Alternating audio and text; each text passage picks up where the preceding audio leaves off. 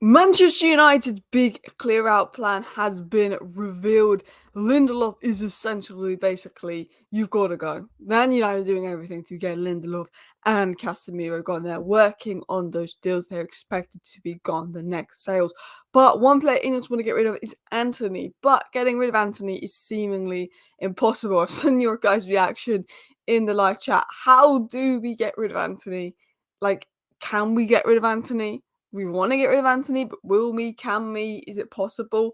We will talk about that. Could he be forced out, essentially forced to go on loan? Manchester United looking at a new left centre-back, left-back hybrid type player. Euro decision day today, potentially. Apparently, there's a deadline of tonight of Leny Yoro to inform Man United if he wants to join or not. Again, didn't come from the most reliable source, but that was reported last week. Wan-Bissaka exit edging closer. McTominay 30 million sale price bids coming in. Amrabat Sancho situation. Sancho still expected to go. Will Amrabat come in? Decision to be made this week. Talks of a new manager already. One loss in pre-season, and we've already got a new manager talk, guys. It's an absolute joke.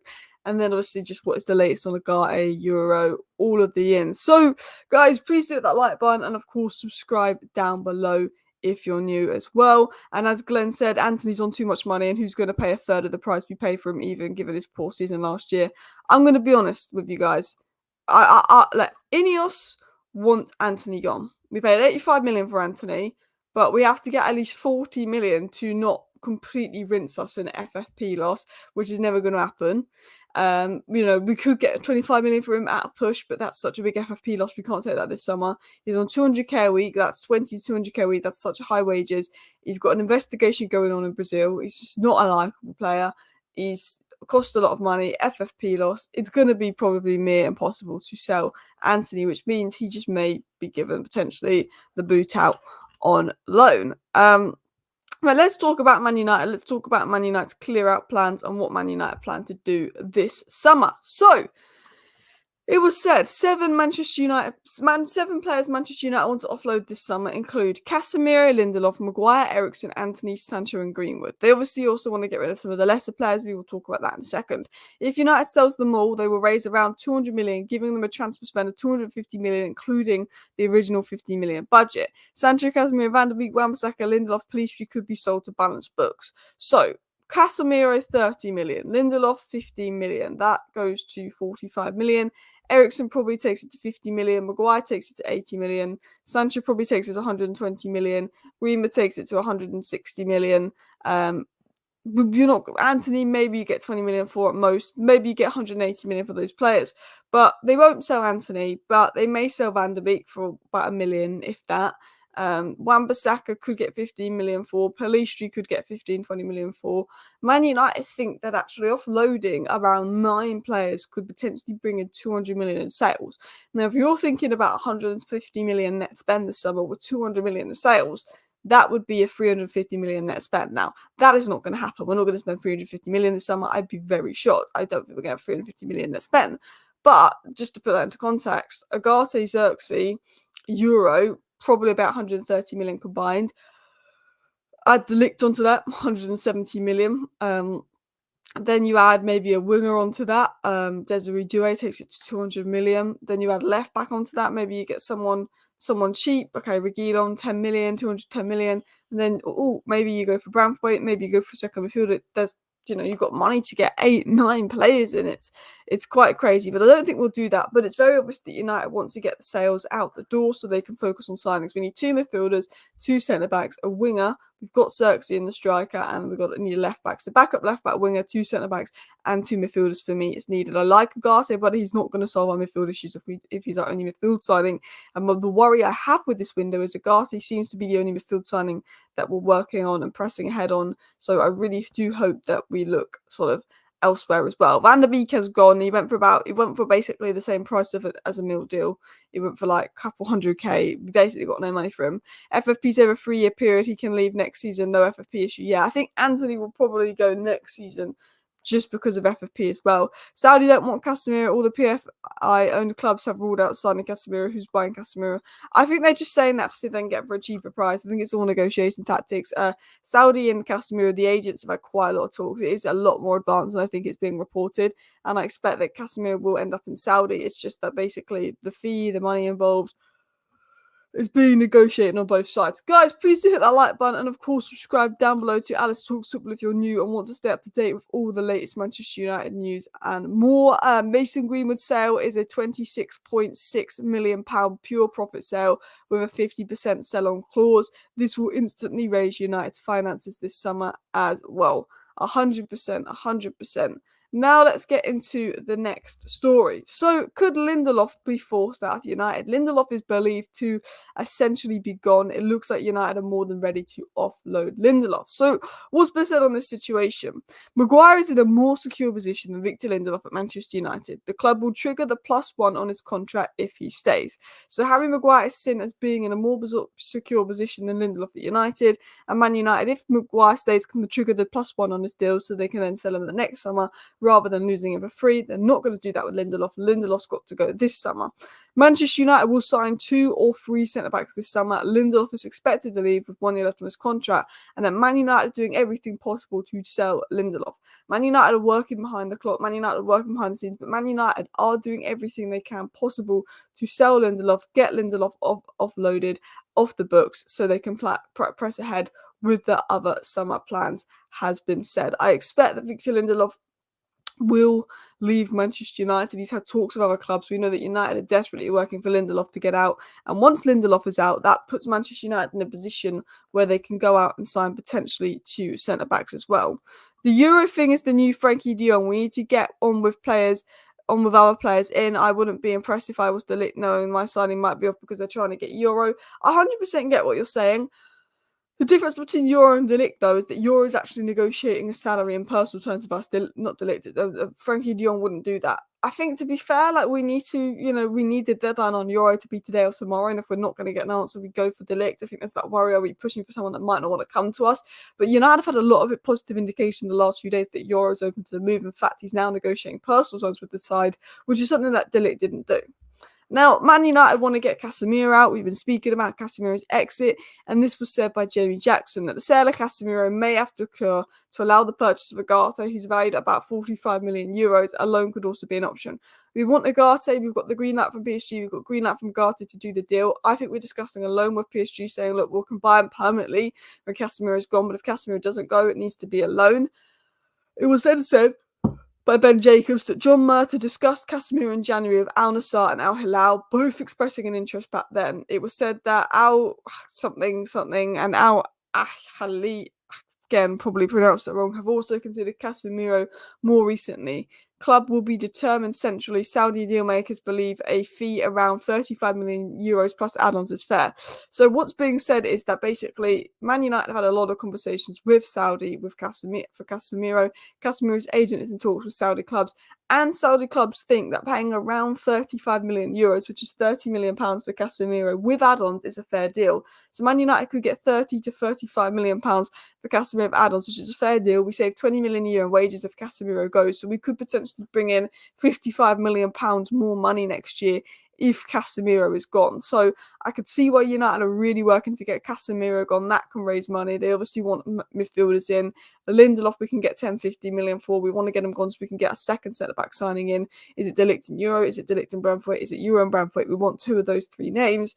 I could see why United are really pressing ahead on potential sales and working on potential sales as well. Casemiro's only option is Saudi. I think there will be more options for Casemiro. I know he had a bad season, but if you like a year ago, we were saying how good Casemiro was and how important he was for us, and then this season that just went, he's been awful. But I still think people will look at this first season at United and say, well, there's still a decent player there. United had a poor season in general. Not many people were good in the Casemiro role. It wasn't just Casemiro. It could be tactics and more as well. If we fail to offload Casemiro, then we're not buying any midfielder. I think we will buy a midfielder. I think Eriksen will go. I think McTominay could go. I think if Casemiro stays, I think we'll bring someone in on loan like we did with Amrabat last year, if I'm going to be honest. It might not be the most interesting, but I think that one of Eriksen, McTominay and Casemiro will go, which should allow for a midfielder. If not, I think we'll get someone on loan. I still think we'll get a midfielder even if Casemiro stays, because if you watched us last season, the midfield was such a massive issue. We need a partner for Kobe and Bruno. And if INEOS neglected that, I'd be really concerned with INEOS as well. So yeah, it'll be interesting to see what's happening as well. I think Branthwaite's off for good. Everton doesn't need to sell for FFP anymore, so they want an astronomical fee. Look, again, I think that the Branthwaite deal could be off. Everton now no longer so desperate to sell. Again, I'm not as confident about getting Branthwaite over the line as I first was when we agreed personal terms for him.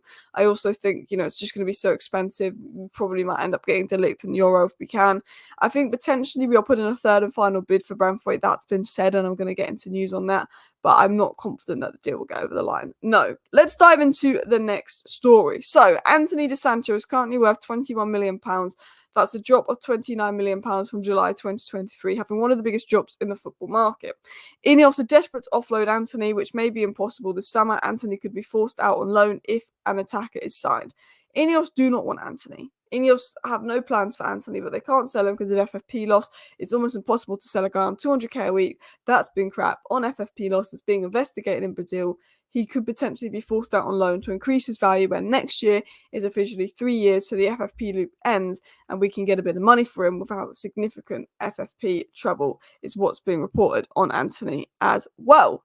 So we've spoke a little bit about the outs. I do want to talk about the ins. I do want to talk about a few other Manchester United stories going about, but if you have not already, please do hit that like button and of course subscribe down below if you are new as well. So let's talk about what is United's plan as well. Yoro is Real Madrid bound. When Real Madrid want a player, they will get that player potentially. But we've got some interesting updates I'm going to get into in a second on Yoro as well. So much Man United news going on at the moment, but really hope we can get these outs to advance. Absolutely agree. I think at the end of the day, we've got a lot of ins and news on ins, but those outs, Casemiro, Antony, Lindelof, they are important. So, The Athletic did a little bit of a report yesterday, and I want to dive into some key points that they said. They said Man United want a left-footed centre-back who can play full-back with Malacia not fully fit. And my suggestions are Hato, Inacio, Branthwaite, Hacho, Hincapie, Pacho, Calaflori or Schlotterbeck. I think there's a lot of options there. Now, if I was going to be honest, Dortmund want Sancho. Potentially, you could negotiate some Sancho-Schlotterbeck deal. Hato's great, but if we sign Leny Yoro, I think it would be too big of a risk to get Hato in because he's 17, 18, and that would be two unexperienced players. I think Pacho's good, but I think he'll be costly because he's only been at Frankfurt a year. Hincapie's good, but there might be some defensive vulnerabilities there. Calafiori would be great, but it seems that he's Arsenal-bound unless we can hijack that. I mean, Calafiori and Schlotterbeck would probably be my first two out of the options on this list here in terms of left centre-back, left-back hybrids, and it seems that that's something that Man United are open to doing. Now, interestingly, Branthwaite has always been United's priority. Branthwaite's always been the deal that Man United would like to do. Now, what is the latest on Branthwaite to United? It was said that Man United are weighing up whether to make a third and final bid for Branthwaite. I think we're going to make a third and final bid for Branthwaite. I think what we're going to do in regards to Jared Branthwaite is probably put in around a 55 million bid, take it or leave it, final bid for Branthwaite, which could push to 60 million in add-ons, but I think it will be £55 million. And then we've got to hope that Branthwaite really pushes for the move. I still think United's number one priority signing is Branthwaite. I still think we really want him, and I still think we really want to sign him, and I still think we'll put in another bid. But I think Everton aren't going to lower that 70 million fee. I think we might go for 55 million and see if Everton accept, see if the player pushes. But I'm less and less confident because I don't think INEOS have made it clear they don't want to overspend. They want to get rid of Manchester United's reputation for overspending. So the problem is, with Branthwaite, if we go and spend 65 million on them, people go, oh, they'll cave. INEOS need to make sure that if Branthwaite goes above 55 million, they walk away. So clubs don't think, oh, Man United are caving again. Oh, even under INEOS, Man United are going to overpay. So we don't get reduced to Man United tax. Do you know what's interesting? And I thought this was a really interesting story. It was that Atalanta had told Rasmus Højlund privately, if someone bids £50 million for you, we'll let you go. Man United entered negotiations with Atalanta about Højlund, and Murta says, look, I'm going to get this out of the way. We're not going to pay more than 60 million. Atalanta will already go, okay, well, we told Højlund he can go for 50 million, but clearly we can get 60 million out of United. Oh, we got 60 million out of United, but they said they wouldn't pay more than 60 million, but it's Man United, so let's see if we can get 64 million out of them. Boom, and then let's include some add-ons to 72 million. Atalanta got ridiculous money for Rasmus Højlund, who, if Man City wanted him, probably would have got for 50 million. It's £22 million cheaper because of Man United tax and our stupid approach in the transfer window, which I think is why it's so important that when it comes to Branthwaite, we don't overpay. I like Branthwaite. I think he'd be a very good signing, but, we've got to think about, he can play left centre back, he can play right centre back, but you've got to think about the money and our reputation of overpaying, and we've got to stop that. Give me one sec. I'm just going to grab a sip of water. But I do want to get into the other news stories because we've got some interesting updates on Ivan Toney, Branthwaite, De Ligt all coming out this morning. Will Harry and Scott go? Maybe one or the other. I don't think Harry Maguire will go. I really don't. I think Maguire will stay. I think Scott McTominay could go if we get 30 million offer him, and he wants to go. Apparently, he's not interested really in moving to Fulham. That's the only interesting thing with that. I think Lindelof and Casemiro are gone. I think Eriksen will go. I think Pulisic will go. I think Managerial will go. I think Wan-Bissaka could go. I think Sancho will go. Greenwood's obviously gone. McTominay could go. I don't think Maguire's going to go anywhere, if I'm going to be honest. Now, let's get back into some more news. Manchester United see Joshua Zirkzee as a player that can operate along the front three, has been reported. Can he operate along the front three? I'd probably say he's a centre forward, but if we look at Joshua Zirkzee's stats here and where he's played in his career, he is a creative player. He could potentially... I feel like he could drop deeper than striker. He played 2 games at right wing for Bologna last season, 10 games as a second striker, and 178 against centre forward. So Zirkzee's in Zirkzee's career, he's only ever played 2 games that's not been at striker, attacking midfield, or centre forward. Zirkzee's played 178 games as centre forward, 10 games as a second striker, 2 games as an attacking midfielder, and 2 games as a right winger. I don't think he operates around on the front three, but I think you can play him with Højlund in a deeper role as well. I wouldn't sell Marcus Rashford now we've signed Zirkzee. I think it makes no sense, if I'm going to be honest as well. People say we should get rid of Rashford and get 70 million. We've signed Zirkzee. It doesn't make sense to get rid of Rashford this summer unless you're bringing in like Leao type player or Mbappe. It doesn't make sense. It was also said by The Athletic on the report that William Fish is likely to leave Man United with Championship clubs interested in him. I like Will Fish, good player. Don't think he's going to ever be Man United quality, but was very good in the Scottish League on loan. Hopefully, he goes to Championship club on loan, does really well, and we can get some good money for him rather than him leave on the cheap. So, let's talk about Rashford's sale, because this actually was said by The Athletic. Ivan Toney or Calvert-Lewin to Manchester United will only happen if a major sale like Marcus Rashford or Sancho arrives. All I'm saying is, Rashford sell, we sell Rashford and we go and spend it on Dominic Calvert-Lewin, I'd cry. Jadon Sancho needs to go, but I like Ivan Toney, he's a good player, but I would want to replace Jadon Sancho with Desiree Doué or Xavi Simons. Sancho is expected to be sold. I believe Sancho will be sold. We'll talk about that later in the show. But Ivan Toney, I think it's good. I think it's a good option. But Ivan Toney, Højlund, Zirkzee, that's 3 strikers, lack of wingers. I think we need a winger. I don't think it makes much sense to sell Marcus Rashford with Zirkzee coming in. I don't. I think Marcus Rashford will have a really good season next season. Zirkzee is the type of player that gets the best out of Rashford. It's not going to work with other players. I think if we sign Zirkzee, give Rashford one more season. If he's crap next season, we sell Rashford next summer. If he's had 2 bad seasons in a row, we sell Rashford next summer. I think Rashford's going to have a good season. I think he's going to work well with Zirkzee. Unless someone is saying, look, 100 million for Rashford, and Rashford's saying, I want to leave, there's no point, in my opinion, selling Rashford. Sell Sancho first. Get Pulisic out the door because we can get a bit of money for him as well. Greenwood is already out the door. Use that money, invest it in another winger, and then see how Rashford does next year. That's personally how I feel in the situation. I know a lot of people don't like Rashford, and people say, oh, you're too nice to Rashford, or you like Rashford too much. I'm just being realistic. He got 30 goals last season, and yeah, he was crap this season, but he got 30 goals the season before. I know when he's good, what he's capable of, and if he can be good next season and Joshua Zirkzee can unlock him, then you've got a very good player there that is going to be difficult to find a replacement in without spending 100 million on the market as well. So that's how I sort of feel about it as well.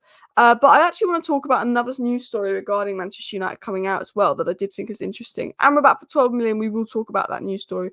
We will talk about the potential of that deal. Big up everybody in the chat, morning everybody in the chat as well. Why would we get rid of wingers and buy strikers to replace them? Exactly, makes no sense unless we're changing formation. We can replace Rashford with Mount.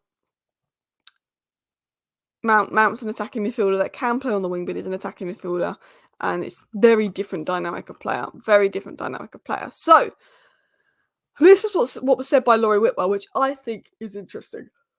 He said this: Manchester United are going to be quite straight with the salary they're giving. Something reasonable, the same for Xerxes, Yoro, Branthwaite. Now, apparently Xerxes on 65k a week at United, which is good.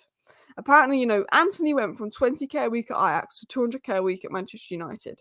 If we'd done that with Xerxes, I'd have said we're mad. Apparently, Xerxes on a 60k a week salary, which is very low. Well, it's not low, it's very high, but it's very low for Manchester United. And you can see that we're working to get the salary bill down. We've got Xerxes coming on potentially 60k a week.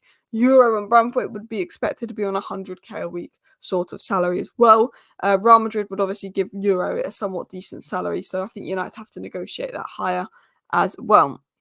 And De Ligt is already agreed 180k a week. What's the hold up? Yoro. The hold up on De Ligt is I think we want 2 centre backs, but unless we sell a centre back, we can't get De Ligt and Yoro. So I think it's like, can we get Yoro? We'll get him in first because that's the more difficult deal to do. We'll sell Lindelof. We'll go back in for De Ligt if we can't get Branthwaite and he's not attainable. Because De Ligt has rejected other clubs to go to United, he clearly wants United. Bayern Munich will sell him for a reasonable fee. Man United are just thinking, okay, let's get Yoro over the line first because De Ligt could be a little bit, because De Ligt is a lot easier deal to do. I think that's essentially what the hold up is in that deal as well.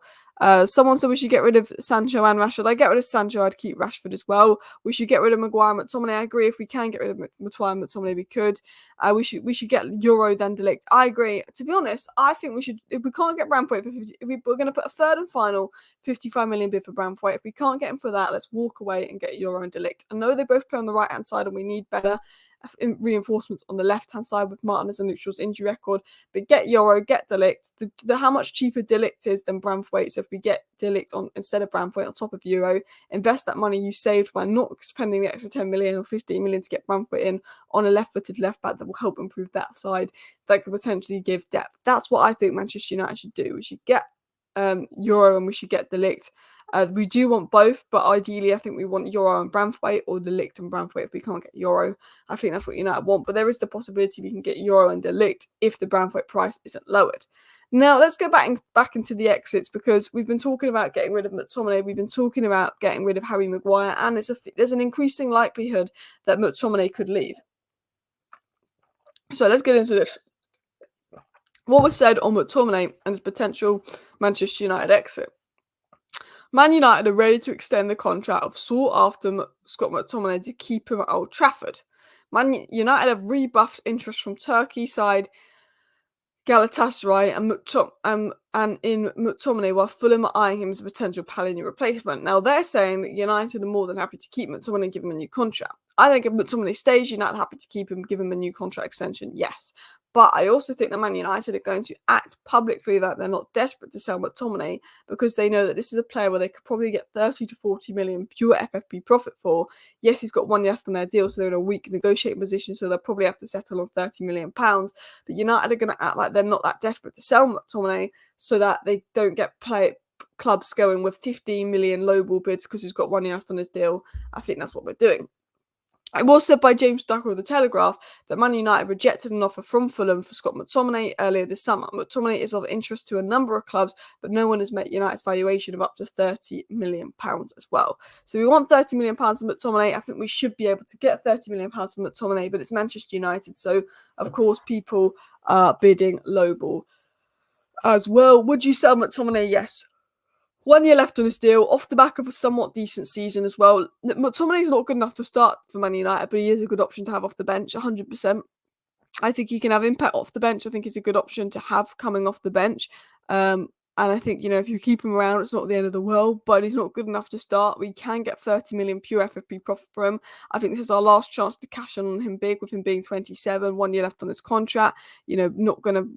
Probably not going to start much for Manchester United. I think this is our one opportunity to really cash in for Scott McTominay. So for me, yeah, I would sell Scott McTominay absolutely as well. So let's dive into the next few news stories. I do apologise if we are getting a little bit of a lag there, guys, as well, but we still have quite a lot of news and Manchester United transfer news to get through as well. I don't think we'll get an offer from Maguire, maybe West Ham, maybe. That's why I think Maguire will stay, but McTominay could go.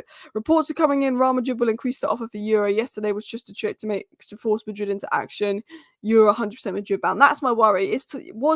Yoro interested in coming to United, or was it a trick for Real Madrid? But Real Madrid may increase their bid, but what's to say Real Madrid's increased bid is as high as United? What's to say Lille would accept it as well? Lille they're probably gonna see what Real Madrid do, but I think we'll get some clarity today or tomorrow. Guys, we've got 700 people watching now, and we're only on 154 likes. So if you guys could go ahead and hit that like button if you have not already, it really helps out the channel. It'd be much appreciated. If we could go for 300 likes, that would be brilliant as well. So let's dive into the next news story. So what actually has been said on Yoro? Talks between Manchester United and Leny Yoro's representatives have progressed to a point where the player is now understood to be considering the option of moving to Old Trafford, said Graham Bailey. Manchester United would ideally like to sign a natural left footer and a natural right footer in the defensive positions, but if a move for Branthwaite ends up being abandoned, it remains to be seen if they could recruit both Yoro and De Ligt. So that is what's been said on Yoro and De Ligt being recruited. But interestingly, talks between Man United and Yoro's reps are proceeding, and the player is now considering a move to United. It was said yesterday on Leny Yoro that he's now negotiating personal terms with United, and Laurie Whitwell, who's one of the most credible Manchester United sources of information, said that he came to the conclusion that Leny Yoro was Real Madrid bound, but after speaking to some people, the situation in regards to Yoro going to United is more open, and then Muppeteers, who have been tier 1 lately, also said that Leny Yoro is open to joining Manchester United. So we've got multiple sources coming in saying Yoro is open to joining United and he's negotiating personal terms with United. Now, I've always felt, is Yoro going to be De Ligt 2.0? But De Ligt never even bothered negotiating personal terms with Manchester United. I think there's a serious chance we get this Yoro deal over the line. I just think it depends now on if Real Madrid are going to bid for him or not. I think if Real Madrid do not come back in for a bid or a last-minute move for Leny Yoro today or tomorrow, I think he'll be a United player, because we've been hearing from loads of reliable sources in France the player's open to moving to United. His family are. Lille pushing him to United. He's now talking about a salary with United. Maybe this is Leny Yoro's agent, George Mendes, using Man United to play Madrid into bidding the money for him because he wants Real Madrid and George Mendes wants Real Madrid. But as every minute and day goes by, we're now getting reports saying Yoro is now open to United. Something that we didn't first consider. We just thought it was Real Madrid and only Real Madrid. Man United have done something. They've had a big enough conversation with Yoro, maybe promised him a big enough role, convinced him he should come to Manchester United. And potentially that may happen. It just depends on, are Real Madrid going to come in for Yoro or not? For me, I don't know if we get him. I think it just depends on how Real Madrid act in these next few days. I generally think I think if Real Madrid don't make a bid for Yoro, we'll get him. But it is being reported that the expectation is that Real Madrid will make another bid for Yoro. Guys, we are on 200 likes. Big up everybody in the chat. Let's push ahead for 300 like target. Would be much appreciated as well. Yoro can be a starter for us while he'd sit on the bench at Real Madrid, and I think that's something that United are trying to use to their advantage as well. Maybe he's trying to get more money from Madrid potentially as well. I think he's coming for a medical tomorrow. I mean, that would be amazing, but I don't think we're going to act that quick. So what else has been said? So I think I've already read that out on the Casemiro sale. A lot of people in the chat have been asking about Amrabat. They've been asking about Sancho. So let's quickly talk about Amrabat and then we'll talk about Sancho. Amrabat is not training with Fiorentina amid efforts to secure a move away from the club this summer. A return for Amrabat back to Man United cannot be ruled out. He will be around £12 million. Amrabat would be open to joining another Premier League club. It was said that Eriksen has been due to discuss the possibility of buying Amrabat with new sporting director Dan Ashworth and technical director Jason Wilcox and chief executive Omar Barada. Apparently, there's going to be a conversation and a decision this week on whether we should bring Amrabat back or not. Amrabat wants to leave Fiorentina. He wants to move to the Premier League, and Amrabat is waiting for United to make a move. My stance is this. You sign Amrabat and another midfielder, boom, perfect, get depth in. If you're signing Amrabat and you don't sign any new midfielder in because you've signed Amrabat, bad decision. I think, for me, we should offload Eriksen, we should offload Casemiro, we should offload McTominay, we could get Amrabat in, we could get Agartha in, and then we need to find a midfielder that's comfortable on the ball and comfortable in possession as a third midfielder to get in, and I think that could be a potential good midfield revamp. I like Amrabat. I think 12 million fee, that is a good price, that's a good bit of money available, but I think it depends on how the budget is going to be split, because I do think if we just signed Amrabat and no midfielder, that's not going to solve our midfield issues, because we had him last season and we had midfield issues. Even though it was good when he was playing in his natural role towards the end of the season, He wouldn't solve all our issues, but I do think that Amrabat and Maino work well together. It worked well in the cup final, and I think as a bench option, there's depth there. I think I would get Amrabat in. Subamendi's a gem. There is reports coming out from Spain that United have interest in Subamendi and may push ahead with a move for Subamendi, but I don't know how true that is. I would like us to get Subamendi. Subamendi and Amrabat would be interesting as well. Apparently, you can get Subamendi for £50 million, but again, no one really credible is linking us to Subamendi as well. So let's talk about Sancho. We're not keeping Sancho when he can be sold, won't go on loan if all his salaries aren't covered yet. INEOS want to stop doing loan deals, and I believe that INEOS' plan is to sell Sancho, but they're going to act like they're not that bothered about selling Sancho just to make sure we can get as much money as possible for Sancho rather than letting him go on the cheap or on loan. It was said by MJ Critchley that it's unclear whether Jadon Sancho remains available for transfer after his reintroduction to the United squad. But Florian Plettenberg then said that Manchester United are increasingly considering keeping Sancho. No final decision yet, as the club will listen to suitable offers, but keeping Sancho is a scenario being discussed internally about keeping him. I think United are deliberately putting this out and deliberately telling Florian Plettenberg this because they know that Dortmund weren't acting on Jadon Sancho because they were hoping to get him on loan, as when Man United were desperate to offload him at the end of the window and get him on a really good loan deal. I think Man United are now playing along with the whole, we're happy if Sancho's here, Sancho's part of the plans going forward. We like Sancho. I think United are playing this all, Sancho this, Sancho that card. And I think the reason we're playing that is to make sure that if Borussia Dortmund and Juventus bid for Sancho, it's not pathetic loan offers. We can actually get money for him. I think that we want Sancho gone, but I think we're going to act and pretend that we're willing to keep him as part of a game to actually try and get the money that he's worth. One player that could go, but Man United will only sell for around 15 million is Wan-Bissaka. Now, interestingly, AC Milan have been very close on a deal for not Jed Spence, Emerson Royale. So could they be using Wan-Bissaka to get Tottenham to lower the Emerson Royale fee? Potentially. But we know that there's interest in Wan-Bissaka from Italy, Turkey, and English clubs. There's an expectation that Wan-Bissaka will be sold, and Man United are expecting to receive bids for the players. It was also said that some Manchester United players are on holiday, but they'll want to come back rather than take the whole 3 weeks off holiday. Obviously, if you're New Euros or come from America, you get 3 weeks off, go on Nacho Elite, but it said they may come back earlier, maybe take a week and a half off, go on holiday, and get back to training. And apparently Højlund is now expected to get number 9, which means I think Xerxes going to get 11. We spoke about Xerxes getting 9, and some people said let's give Xerxes 11. Potentially Joshua Xerxes is going to get the number 11 shirt, and Rasmus Højlund is going to get the number 9 shirt now that Martial has left as well.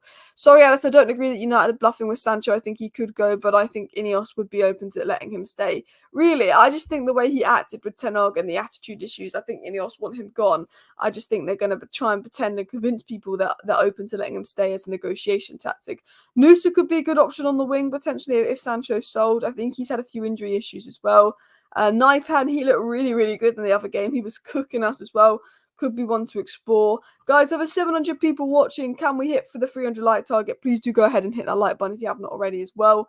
Rasmus, Højlund, Christian and Scott all back today, which is good. All back in training and as we get ready for pre-season tour. Alice, what are the fixtures? So shall I get the tour fixtures up for you guys so you know where it is? So obviously the Rosenborg game was, boring, but we've got more players back for the next game. So we play Rangers on Saturday at 4 o'clock. We play Arsenal the following Sunday at 1 a.m. So that's a week break, and then we'll play Arsenal. We then play Real Betis on the 1st of August at 3 a.m. We play Liverpool on the 4th of August, and then on the 7th of August, we have the Community Shield. But what I like about this pre-season is it isn't as demanding. It doesn't have as many games as last pre-season, which I think maybe didn't help with injuries. It's Rangers, boom, and then we go on tour, and it's Arsenal, Betis, Liverpool on tour, 3 good teams, 2 Premier League teams, and then Man City's the final warm-up in the Community Shield final, which could maybe get us ready for the season, because as we saw from the Rosenborg game, we're not 100% fit. Will I be doing watch-alongs?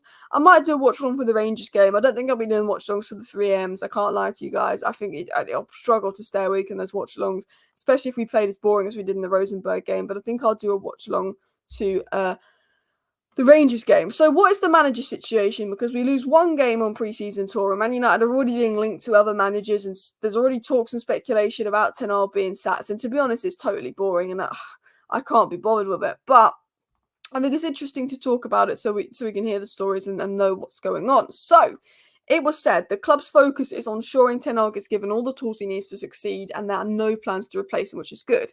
They said that Man United would be highly unlikely to go for Southgate, even if the club was to endure a disastrous start to the season and part ways with Ten Hag. good. Southgate's obviously left the England camp. It said that if Erik ten Hag is sacked at any point by Manchester United, Thomas Tuchel's expected to be first in line as a replacement. Maybe Ruud van Nistelrooy potentially as well as interim. But they're saying that United do not want to sack ten Hag. They're going to give him all the tools they need. They're going to back him, and that's obvious with the new contract and what INEOS are doing in the transfer market. If they weren't doing that, I'd be worried. But if he is gone, it could be Thomas Tuchel. So if things start going bad at the beginning of the season, it's going to be a whole merry-go-round of manager speculation. That's the annoying thing is obviously for every single reason, we just need to start this season well, because I do not want a manager merry-go-round going around from like week 3 of the season. We're already being linked to new managers, because that can be off-putting. Imagine you're 3 weeks into the season, you've been told we're looking at new managers as a player. It can off-put the players and it can almost end your season. So for me, I think it's I just really hope that we have a good start so we don't get that kind of news coming out early as well. But I mean, it's a bit of a weird report, but we are going to back ten Hag. I think we do want ten Hag to succeed. I think it's just, one of those sort of situations that just in case he doesn't do well, this is what we're doing. But I think, we lose one preseason game and manager speculations going about. And I saw people saying, after that preseason game, this is why we shouldn't have kept ten Hag. Look how awful we were. Guys, if you generally are concerned after that preseason game to Rosenborg, give your head a wobble. There's 2 players in that whole game. Only 2 of those players will be starting for United next season, and that's Mount and Rashford in that whole game. They're halfway through the season, so they're 10 times more match fit than us. If you're worried about us because our academy players could not beat Rosenborg, who are halfway through the season and 10 times fit than us, grow up. That Rosenborg game means nothing. They're halfway through the season, they're fitter than us. We didn't have any of our experienced players on the pitch. Once we play Liverpool in pre-season and we've got a lot more players there, that could be more of an indication. But pre-season, it's really hard to judge things anyway. Once you've got your full squad and you're playing your Liverpool and your Arsenals and your Manchester Cities, and we've built a bit of fitness up, you can see potentially where we're at. But if you're really worried after that Rosenborg game, I think you're being a little bit silly, if I'm going to be honest with you guys. Please do go ahead and hit that like button, and of course subscribe down below to Alice Talks Football if you're new and want to stay up to date with all the latest Manchester United news, transfer news and more. Manchester United are hopefully working on some big clear-outs. Guys, we've got a big update coming in quickly here on Leny Yoro. What's Fabrizio Romano said on this?